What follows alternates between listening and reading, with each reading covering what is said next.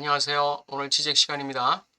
오늘은 지적의 가장 숭고한 히스테리 환자 중에서 아름다운 영혼, 거기에 대해서 한번 살펴보도록 하겠습니다.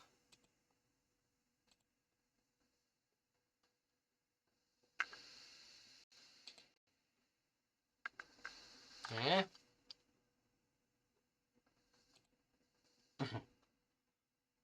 아름다운 영혼. 뭐가 아름다운 영혼이고 아름다운 영혼에게 문제점이 뭐고 아름다운 영혼이 기여하고 있는 바가 뭔지 한번 보겠습니다. 해겔에 따르면 칸트의 실천 이상의 근본적 특성은 자유와 자연 사이의 이원체계다. 자유와 자연 사이의 갈등이 도덕적 법, 의무와 그 의무를 실천하는 데 있어서의 인간의 병적 성향들 사이의 이원체계다 그랬어요.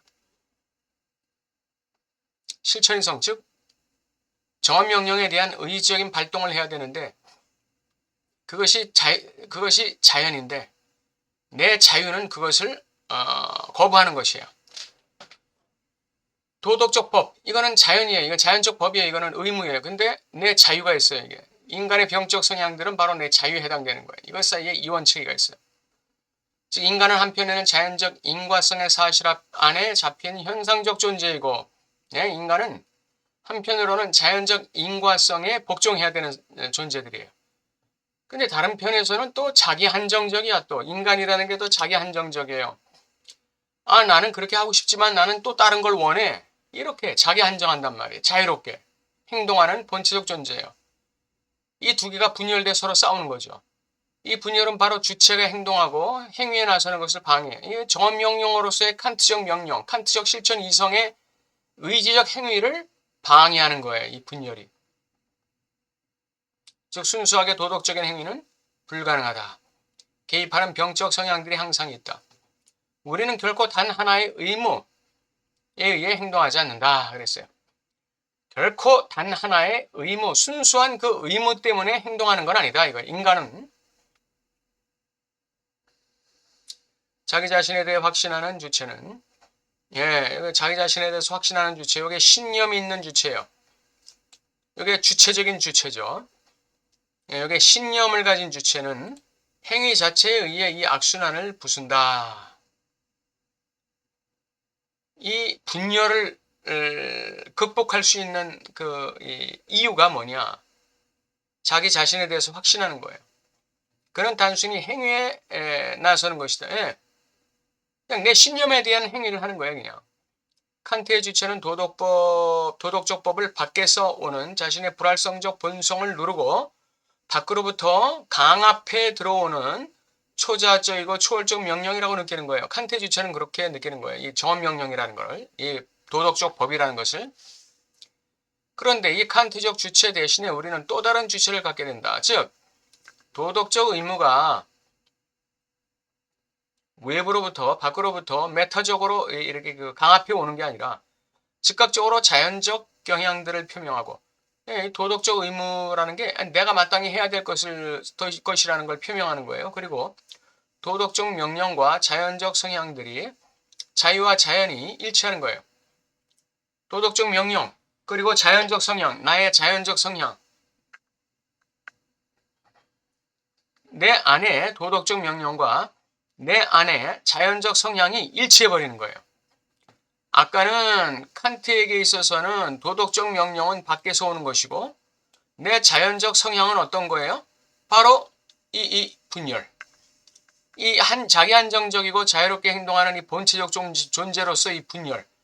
이것 때문에 주체가 행동하고 행위에 나서는 것을 방해한다고 그랬잖아요. 그러니까 도덕적 명령이 밖에서 주어지지만 자연적 성향들이 이걸 방해하는 거예요. 아까는 칸트에게 있어서는.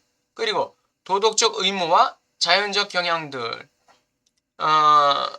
도덕적 명령과 자연적 성향이 충돌을 일으키지 않듯이 도덕적 의무와 자연적 경향들이 충돌을 일으키지 않는 거예요. 자유와 자연이 일치하는 거예요. 나의 자기 한정적 자유, 자유로운 행위의 주체로서의 자유와 밖에서 나에게 자연스럽게 강요하는 도덕적 의무, 도덕적 명령, 이게 일치하는 거예요. 이런 그 주체가 있다는 거예요. 바로 양심, 게비세나이드. 바로 게비센이라는 거, 양심이라는 단어가 바로 그거를 얘기한다는 거예요. 단일성을 표현한다. 양심이라는 거, 게비센.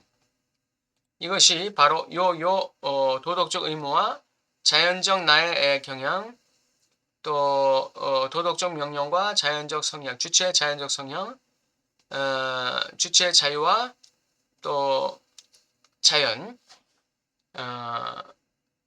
그 도덕법에 대한 이 순종, 이 무조건적 순종으로서의 자연, 이런 것들이 다 일치하는 거예요. 그 양심이라는 게 그런 단일성을 표현한다는 것입니다. 이 양심에 의해서 주체는 자신의 의무를 자신의 자유로운 본성의 유기적이고 조화로운 요소처럼 느낀다. 양심. 그러니까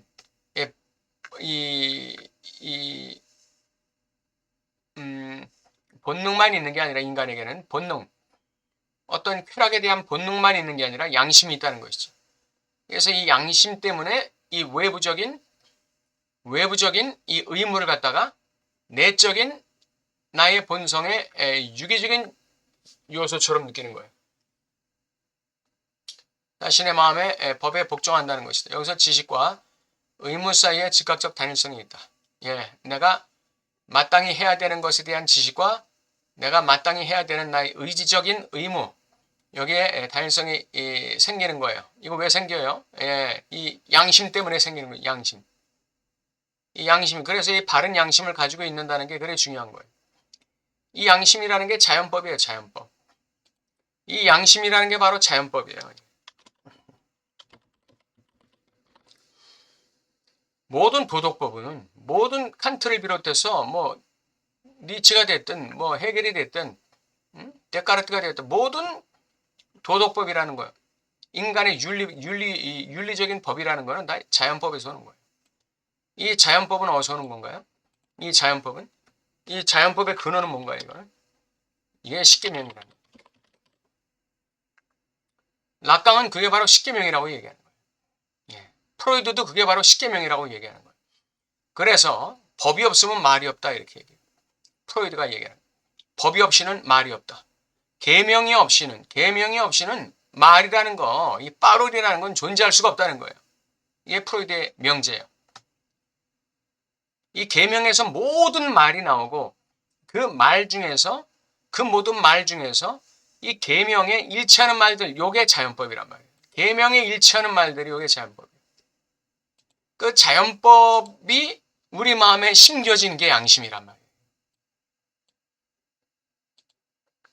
그러니까 이 계명은 십계명을 얘기하는 것입니다. 기독교의 십계명, 그 절대자 하나님의 이 계명과 이 프로이드가 이 계명을 가지고 와서 자기의 근친상당 금지를 갖다가 계명과 연결시킨다는 거 아시죠? 그 다음에 이것이 자연법이라는 거예요. 그게 바로 인간 사회의 자연법이라는 거예요. 이게 자연적으로 주어진 법이라는 거예요. 인간 사회의 자연주의. 누가 무슨 뭐라고 만든 게 아니라 이게 십계명으로부터 나오는 자연스러운 인간의 그 삶의 원칙이라는 거예요. 자연법이라는 거예요. 그 자연법이 우리의 마음에 새겨진 게 바로 양심이에요.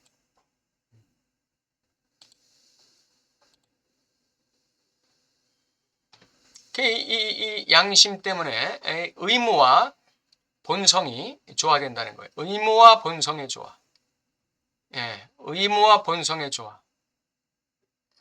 자신의 의무, 자신의 본성의 조화. 이 조화된다는 거예요. 조화. 의무와 본성의 조화. 의무와 본성의 조화. 또 지식과 의무 사이의 즉각적 단일성.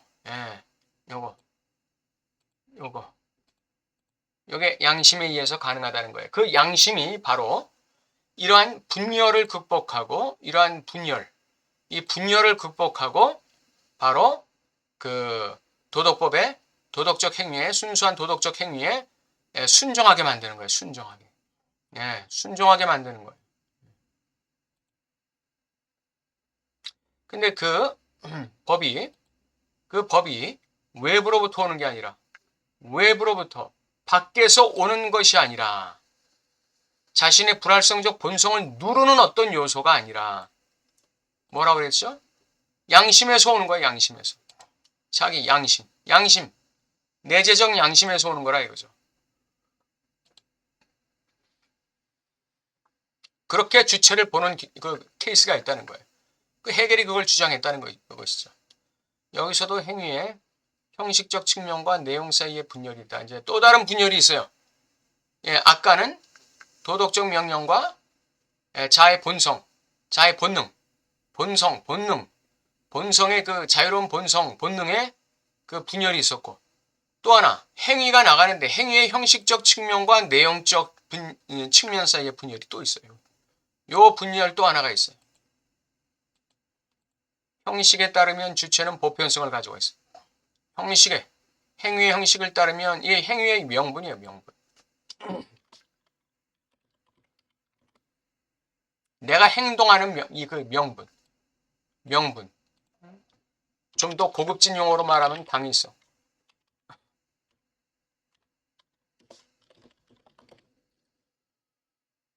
형식에 따르면 주체는 사회적 보편성을 지향해요. 어떤 정치적 보편성, 어떤 문화적 보편성, 어떤 보편성을 겨냥해. 근데 그는 사회 세계에 의한 인정을 기다리면서 자신의 신념을 보편적이라고 상정해요.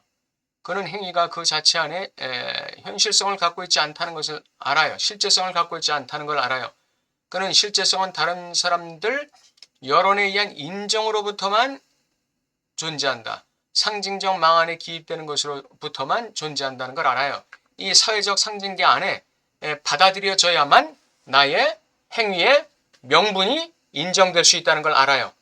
따라서 행위는 자신에 대해 탈중심화되어 있어요. 일단 행위가 상정되면, 일단 행위가 현상되면 그것은 이미 이제는 나 자신으로부터 탈중심화되어 있어요.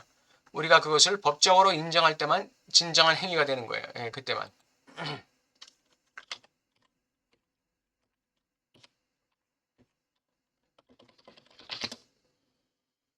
법적으로, 사회적으로 인정될 때만 내 행위가 진정한 그 형식적 보편성을 갖게 되는 거예요. 이 형식적 보편성.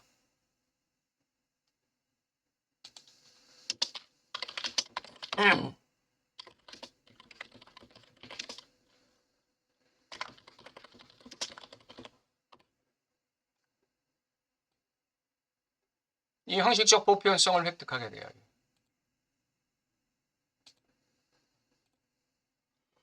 행동하는 주체는 따라서 그의 행위의 보편적 인정, 사회적 인정을 겨냥한다. 그러나 그것의 특수하고 자의적인 내용은 공동체의 범죄로 느껴진다. 이 특수하고 자의적인 내용, 요게 주관적인 거예요. 요게 주관적인 거예요. 요게 행동 주체의 주관적인 어떤 것이. 그것은 공동체에 의해서 범죄로 느껴지는 거예요. 아니, 공평한 사회, 평등한 사회, 안정된 사회를 추구하려고 내가 어떤 그 행동을 해요. 행동을 하는데 내가 그 행동을 하는 과정에서 폭력을 쓰면 될까요? 그 폭력은 공동체에 의해서 범죄로 느껴지는 것이죠. 나의 명분은, 내가 행위를 하는 명분은 사회적인 평등과 안정이란 말이에요. 그러나 그 과정에서 내 그 행동의 방법은 굉장히 거칠고 폭력적이에요. 그러면 그 특수하고 자의적인 이 내용이 나의 행동의 형식, 즉 명분, 당위성을 해치게 되는 거죠. 왜? 사회에 의해서 범죄자로 보이는 거예요. 행동하는 의식은 그렇기 때문에 어떠한 이 좋은 명분이 있더라도 그 명분을 실천하는 행동에 있어서 폭력을 사용한다? 그거는 명분 자체가 그거는 깎여버리는 것이죠. 훼손되는 거예요. 행동하는 의식을 특징 짓는 것은 바로 보편자와 특수자 사이의 이 혼돈이다. 이 보편자는 사회적인 평등과 안정을 위해서 행동을 했는데 이 특수자는 거기서 아주 거친 그 폭력이 나왔단 말이에요. 그래서 이 행동하는 의식은 그런 이 갈등을 가지고 있는 거예요. 이 행동하는 의식. 이 행동하는 의식이라는 건 바로 행동하는 사람을 말하는 것이죠. 행동하는 주체. 이 행동하는 주체를 얘기하는 거예요. 보편자와 특수자 사이에 혼돈이 있어. 자신의 특수한 의지를 보편자로 상정하는 이 방식이다. 이 자신의 특수한 의지를 보편자로 상정하는 특수하고 자의적인 그 내용을 보편자로 상정하는 이 방식이에요. 이 방식이 문제예요. 이 방식이 문제예요. 이 방식. 이게 중요한 것입니다. 즉 우리가 행동하는 순간 우리는 죄악 안에 있다. 보편성은 좋아요. 이 명분, 이 당위성은 좋아요. 그런데 그 보편성을 상정하는 방식이 죄악이란 말이에요. 우리는 행위의 특수한 내용을 보편자로 받아들이게 만들어요. 강요하는 것이죠. 그리고 행위에 필연적으로 죄악적인 성격의 경험에 대한 반작용으로서 아름다운 영혼이 나타난다. 그러니까 이 보편자, 이거 행위하는 자의 행동하는 의식이 가지고 있는 보편성, 그거는 아주 그 사회적인 명분이 있는 거예요. 근데 그 행동하는 의식이 그 행동하는 방식에 있어서의 그 특수한 그 죄악성, 폭력성, 죄악성, 이것 때문에 이 아름다운 영혼이 그때 머리를 든다 이거예요. 그때 이제 요 아름다운 영혼이 나타나서 그걸 이제 비판하기 시작하는 거예요. 이제 아름다운 영혼은 세상의 슬픈 상태를, 불의를 한탄하는 자신의 깊은 신념들을 표명한다. 그는 자신의 손을 더럽히고 싶어하지 않는다. 고결한 것이죠. 그는 사회 세계의 평범함에 비해 너무나 세련된 영혼이다. 그렇지만 아름다운 영혼에 대한 해결의 비판은 단지 그가 행동하는 대신에 말한다고 아무것도 바꾸지 않은 채 세상의 상태를 한탄하게만 한다고 비난하는 것만 아니다. 단순히 세상의 상태에 대해서 한탄하고 비난하는 것만이 아름다운 영혼이 짓는 그 실수가 아니에요.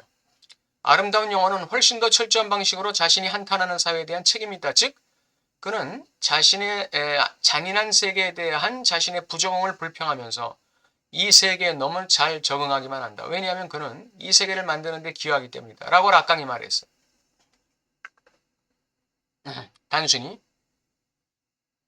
행동하는 의식이 보이는 그 죄악적인 행위의 성격, 죄악적인 그 행위, 죄악적인 행동의 성격에 대해서 비판하고 한탄하지만 그러한 상태에 대해서 자기가 입 다물고 있음으로써 그는 그러한 세계를 만드는 데 기여하고 있는 거예요. 이러한 잔인한 세상은 그가 이 역할을 하는데 동의하지 않으면 생산될 수 없다. 여기서 우리는 철저히 구조적 수준이 있다. 즉 비활동성, 수동적 희생자의 역할은 우리가 그 역할을 능동적으로 떠만 모범적 활동 형식처럼 작동한다. 이게 구조예요.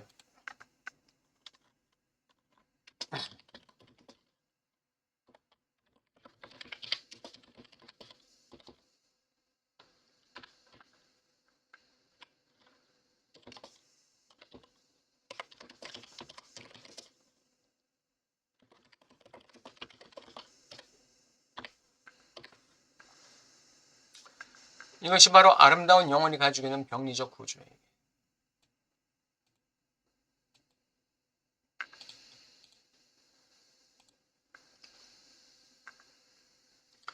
고유한 행위는 현실의 상징적 구조와의 선결 양식이에요. 고유한 행위라는 거, 이거 행위의 보편성을 얘기하는 것이죠. 그것은 우리의 행위가 현실에서 자기 자리를 발견하는 그런 방식으로 우리가 현실을 미리 표현하는 방식이다. 아까 명분이 있다고 그랬잖아요. 명분. 사회적 명분이 있다고 그랬잖아요.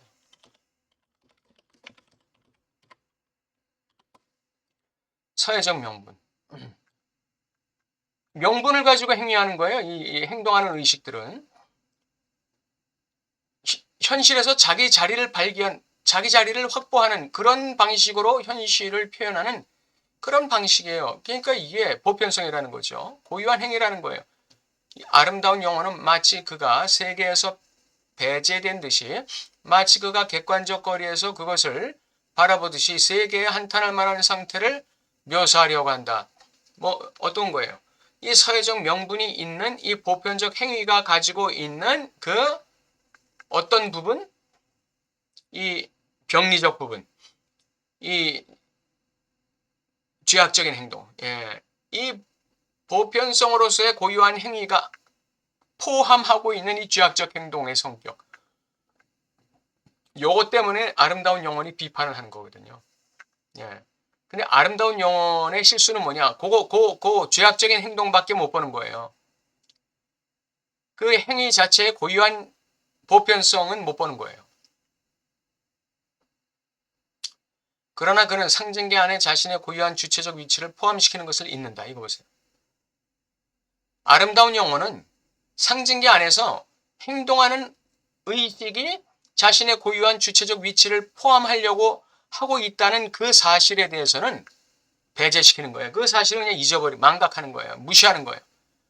즉 그가 착취된 희생자라는 아름다운 영혼, 그가 착취된 희생자라는 자신의 편안한 위치를 계속 차지할 수 있도록 세계를 있는 그대로 계속해서 원하는 거예요. 자신의 고고한 그 위치를 갖다가 점유하기 위해서. 그의 모든 자기애적 향락은 이 역할에 기한다. 이 자기애적 향락. 여기 자기애가 있는. 아름다운 영혼은 바로 이러한 그 세상에 대한 비판을 통해서 이 자기애적 향락을 갖다가 취하고 있는 거예요. 자기애적 향락. 이 자기애적 향락. 이걸 아주 즐기고 있는 거예요, 이게. 그의 착취된 희생자라는 정체성은 그의 상상적 자아의 일관성을 드러내. 상상계. 이 사람은 지금 상상계에서 놀고 있는 거예요. 상상계에서 놀고 있는 거예요. 이러한 자유로운 영혼으로서의 자신의 역할을 벗어나기 위해 주체가 실행해야 하는 것은 바로 그런 희생의 희생이다. 아, 나는 희생자의 입장이야. 라는 그 구조. 나는 희생자의 입장에 설 수밖에 없어. 라고 하는 그 구조를 갖다가 다시 희생시켜야 돼요. 이게 굉장히 그 역설적인 것이죠. 희생의 희생이에요. 전부를 희생하는 것으로는 충분치 않아요. 자신의 희생된 전체를 그냥 유지하는 것 가지고는 그건 충분치 않아요. 그 구조를 포기해야 돼. 그 주체적 구조. 희생이 자기애적 향락을 가져다 주는 이 틀로서의 이 구조, 이 희생적 구조, 주체적 구조, 이 아름다운 영혼의 이 희생적 구조, 요 구조 자체를 포기해야 되는 거예요. 그 구조가 바로 나는 희생자야, 나는 희생의 위치, 나는 손해보는 위치에 있어. 요게 바로 희생이거든요. 요 희생자의 위치에 자기를 집어 넣는 요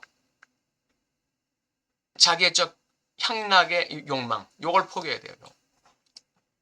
요 자기애적 향락의 욕망을 포기해야 돼요. 이게 구조를 포기하는 거예요. 이런 이중운동은 부정의 부정. 해결의 부정의 부정과 일맥상통하죠.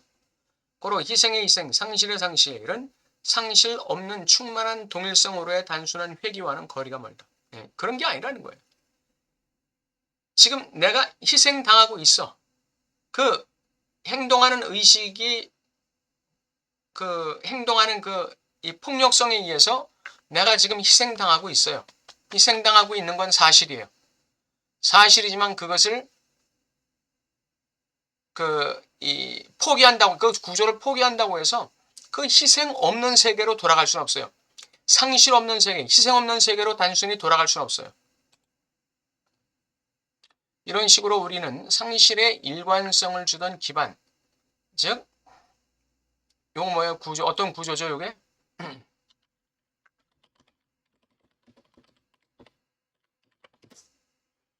자기애적 향락의 구조.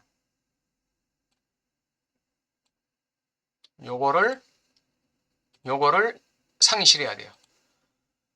지지대 자체를 잃고 상실의 실증적 의미를 주었던 틀을 잃는다. 아름다운 영혼의 오류는 그가 행동을 그것의 특수한 동기로 축소하면서 행동, 누구의 행동이죠?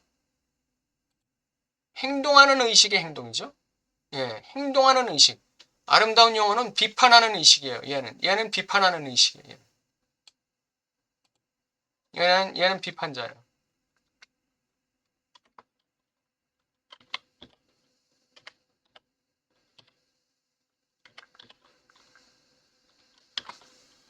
얘는 비판자예요. 아름다운 영혼, 빛의 오류는 그가 행동을, 이거는 행동하는 의식이에요.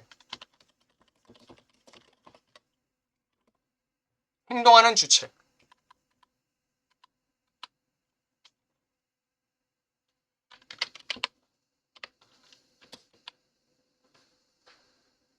그의 행동을 그것의 특수한 동기로 축소하면서 행동하는 의식의 유죄 판결을 내리는 판단하는 의식으로 발전할 때 판단자, 행동자, 판단자 가장 명백하게 나타나요. 이게 무슨 말일까요? 그 행동하는 의식이 지향하는 명분, 그 명분은 내팽개치고 그 사람이 행동하는 방식의 그 폭력성, 그것만 판단하는 거예요. 거기에 대해서만 유죄 판결을 내려요. 그리고 그 행동하는 이 방식에 있어서의 그 잘못된 그 폭력성을 가지고 이 행동하는 의식이 행동하는 그 모든 명분과 보편성과 그 당위성까지 다 덮어버리는 거예요. 오염시켜버리는 거예요. 유죄 판결을 내려버리는 거예요. 우리가 보면 이승만 대통령, 대한민국 건국의 아버지 이승만 대통령과 대한민국 부흥과 성장의 선구자였던 박정희 대통령을 독재자라고 다 비판하죠. 그게 바로 요거하고 똑같은 구조예요. 여기.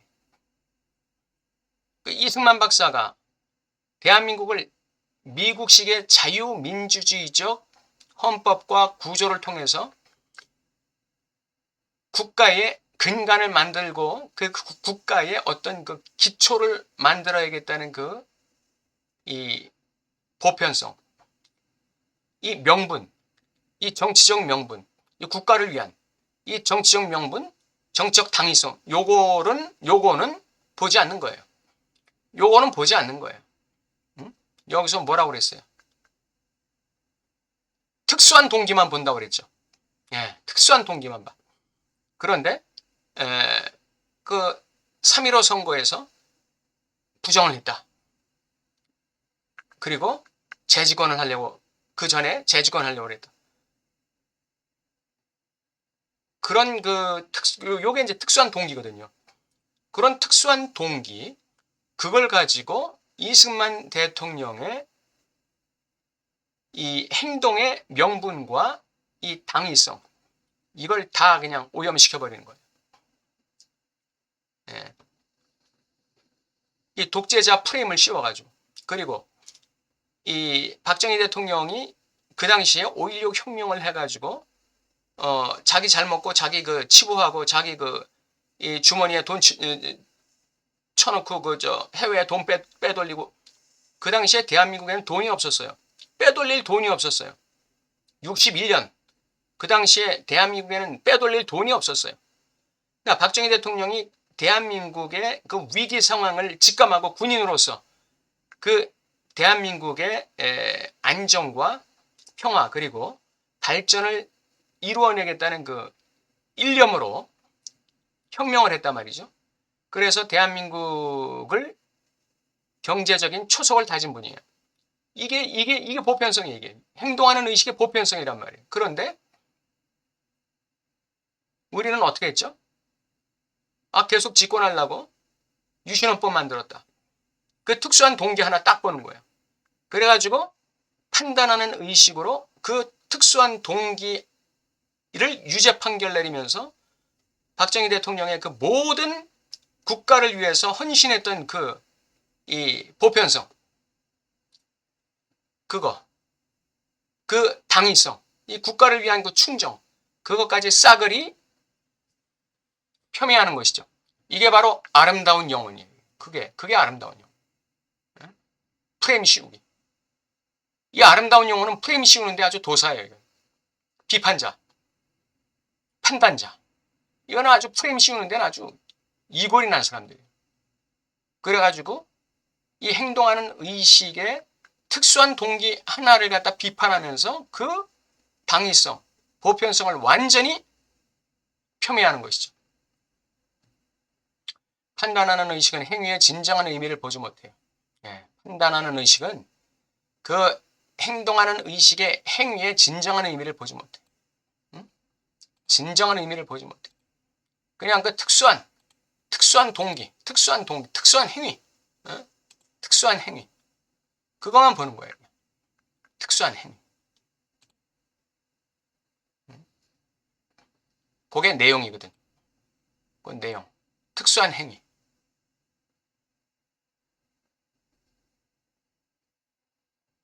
요 특수하고 자의적인 내용. 요거만 보는 거예요. 요 보편적 행위의 보편적 인정. 요거는 보지 않는 거예요.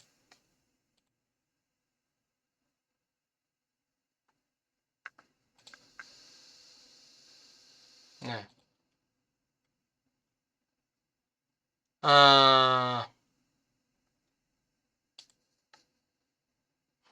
즉 행위의 직면에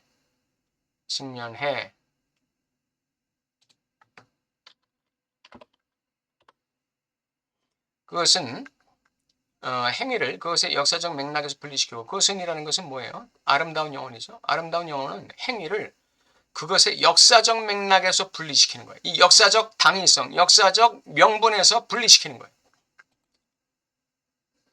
그리고 그것을 심리학적이고 자의적인 특수성으로 축소시키는 거예요. 심리학적이고 자의적인, 개인적인 자의적인 특수성으로 축소시키는 거예요. 이게 그 아름다운 영혼들이 하는 요 아주 전문 특허예요. 요게 아름다운 영혼들이 하는 전문 특허예요.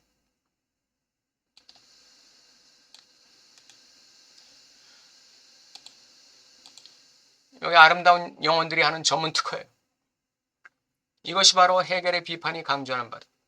즉 행위를 그것의 맥락으로부터 분리하는 것. 그것의 보편적 의미를 보지 못하는 것. 보지 않으려고 하는 거예요. 보지 못하는 것보다는 보지 않으려고 하는 거예요. 이것이 바로 진정한 악이라고 얘기했어요. 누가? 헤겔이. 판단하는 의식은 죄 짓고 행동하는 의식보다 훨씬 더 나쁜 이런 방식으로 나타난다 그랬어요. 예. 절대악. 절대악은 바로 악을 사방에서 지각하는 결백한 시선. 악은 비록 그 행위가 행동하는 주체에 의해 오해된다고 해도 항상 보편적 차원을 소유하는 행위 안에 있는 것이 아니라, 악은 보편적 차원을 소유하는 행위 안에 항상 악이라는 게 들어가 있을 수밖에 없다고 볼 수 있어요. 부모가 아무것도 모르는 어린 아이를 교육할 때 그 어린 아이에게 화내지 않는 부모 있었나요? 그 어린 아이를 가리킬 때 자신의 그 감정을 갖다가 쏟아 부으면서 그 감정 폭발을 하면서 아이를 훈계했던 경험이 전혀 없이 아주 순수하고 아주 이 사랑스러운 태도로만 아이를 훈계한 그런 부모 있나요? 예. 보편적 차원은 뭐예요?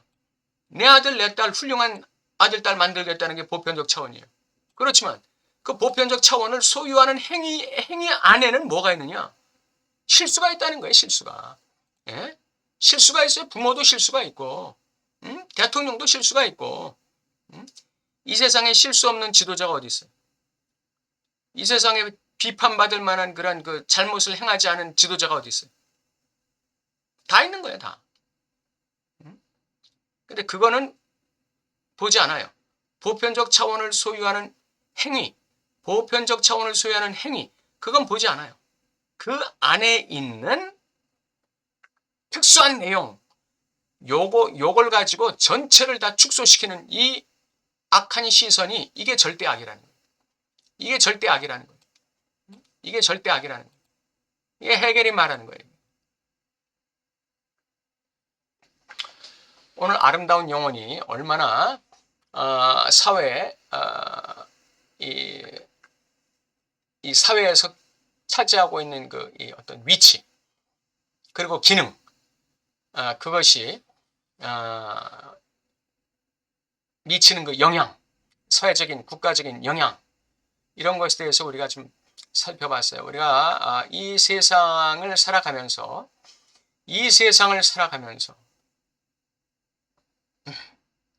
우리 개인적으로 그런 얘기 하잖아요. 난 사실 그럴 의도가 아니었는데 나는 이걸 지향한 것인데 내가 이 지향하는 이걸 내가 행동으로 옮기는 그 과정에서 내가 이런 실수가 있었네요. 우리 이런 경우 많잖아요. 역사적 맥락 속에서도 그런 걸 봐야 된다 이거예요.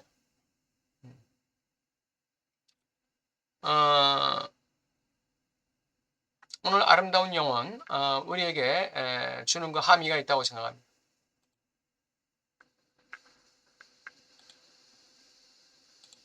네, 오늘 아름다운 영혼 공부 좀 조금 설명이 길어서 예를 좀 많이 들고 해서 설명이 길었지만 우리에게 주는 함의가 굉장히 크죠?